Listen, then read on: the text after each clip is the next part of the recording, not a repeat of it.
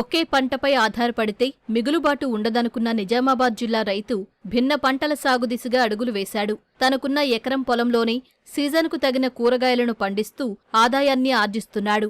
జిల్లాలోని మంగళపాడుకు చెందిన రైతు కుమ్మరి లింగం గత కొన్నేళ్లుగా వంగ, బెండ, గోరుచిక్కుడు, గోంగూర, బీరకాయ, సొరకాయ, టమాటా, పాలకూర పండిస్తున్నారు. కౌలుకు తీసుకున్న పొలంలో వరిసాగు చేస్తున్నాడు. కూరగాయల ద్వారా ప్రతి వారానికి 6 నుంచి 8 వేల ఆదాయం వస్తోందని, పండించిన ఉత్పత్తులను బోధన్, ఎడపల్లి, సాటాపూర్, మోప్రా అంగళ్లకు తరలించి విక్రయిస్తున్నట్లు చెబుతున్నాడు.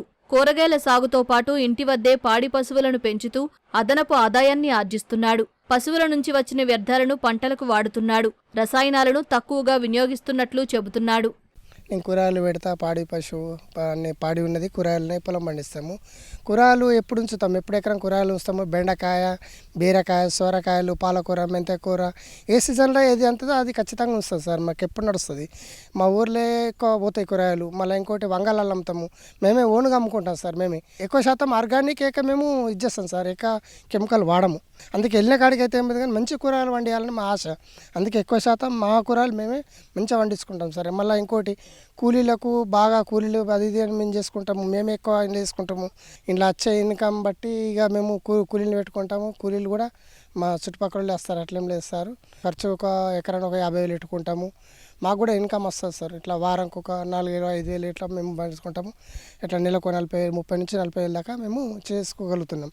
పాడి ఉన్నది సార్, ఇంటికాడ బర్రెలు ఉన్నాయి, ఒక 5 బర్రెలు ఉన్నాయి. అవి పాడి కూడా మేము చేసుకుంటాం. అన్నీ మేమే ఓన్గా వేసుకుంటాం. ఎక్కువ శాతం అయితే విత్తనాలు నిజామాబాద్కి తీసుకొచ్చుకుంటాము. మంచి సీడ్ ఎన్నుకుంటాము, మంచిగా కూరగాయలు పండించుకుంటాము. మాకు ఉన్నది ఎకరమే సార్, కానీ కూరగాయలు కూడా ఎకరమే పెట్టుకుంటాము. కౌలేమో పొలాలు వేసుకుంటాము, వరి పొలాలు ఎక్కువ శాతం. ప్రస్తుతం అయితే బీరా ఉన్నది, బెండా ఉన్నది, గోంగూర ఉన్నది, వంకాయ ఉన్నది సార్. ఇక్కడ సొరకాయలు కూడా వెళ్తున్నాయి సార్. మాకు పశువులు ఉన్నాయి కాబట్టి ఎక్కువ శాతం మేము ట్రాక్టర్ ఎరువు వేసుకొని పశువులలో ఎక్కువ శాతం పోసుకున్న తర్వాత రూట్ కొని తర్వాత కూరలు పెట్టుకుంటాము. ఆ తర్వాత మాకు ఇక బాగా మందులు ఏం పట్టాయి. ఇక ఎక్కువ శాతం ఏంటంటే స్ప్రేలు కూడా అంతే కొట్టుకుంటాం, బాగా కొట్టాం సార్ స్ప్రేలు. మళ్ళీ ఆ కొట్టినా కూడా ఆవు పంచకము, మన యాప నూనె ఇవి తీసుకొచ్చుకొని మనం ఎక్కడైతే దొరుకుతాయి మన సార్లు వాళ్ళు చెప్పిన తెచ్చుకుంటాం. అవే కొడతాం సార్. ఎక్కువ శాతం స్టెప్ బై స్టెప్ పెడుతుంటాం సార్. మేము ఒకటి కాగానే ఒకటి పెడుతుంటాం. మెంతకూర మంచిగా అనిపిస్తుంది. మెంతకూర, పాలకూర అది ఎనీ టైం పంట. మాకు ఈ వర్షాలు బాగా పడ్డప్పుడే కాదు. 4 ఎకరాల పొలంతో సమానం అన్ని వంగ గద మిగులుతుంది. మేము ఓన్ వేసుకుంటాం కాబట్టి మాకు కూడా ఇక్కడ ఒక 10 గుంటల భూమి కూరగాయలు కూడా మంచిగా పండించుకోవచ్చు సార్. 4 ఎకరాల పొలం అంతే 10 గుంటల అవన్నీ దిశంగా ఖర్చులు ఇవన్నీ మనం చేసుకుంటాం కాబట్టి మనకు ఇదే బాగా అనిపిస్తుంది సార్. కూరగాయలది 10 గుంటలు అంటే ఒక 5 సెంట్ల భూమిలో కూరగాయలు అన్ని రకాలు పెట్టుకుంటాం కాబట్టి మేము ఓన్గా అమ్ముకుంటాం కాబట్టి మాకు ఎలాంటి ఇబ్బందులు ఉండవు. మాకు పశువుల దగ్గర ప్రొద్దున 7-8 తర్వాత అక్కడ అయిపోయిన తర్వాత ఇక్కడికి వచ్చేస్తాము. మా కూరగాయలల్లో మేమే అన్నీ తెంపుకొని ఓన్గా నేనే అమ్ముతా, ఊళ్ళోనే అమ్ముతా. మరి ఎడపల్లి మార్కెట్కి పోయి కూడా నేను అక్కడ కూర్చొని కూడా అమ్ముతాను.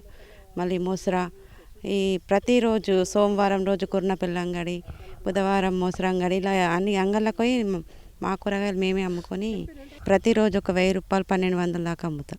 సాగులో సరైన ప్రణాళికలు పాటిస్తే ఎకరం భూమి ఉన్నా నికరాదాయాన్ని సొంతం చేసుకోవచ్చంటూ నిజామాబాద్ రైతు కమ్మరి లింగం నిరూపిస్తున్నాడు.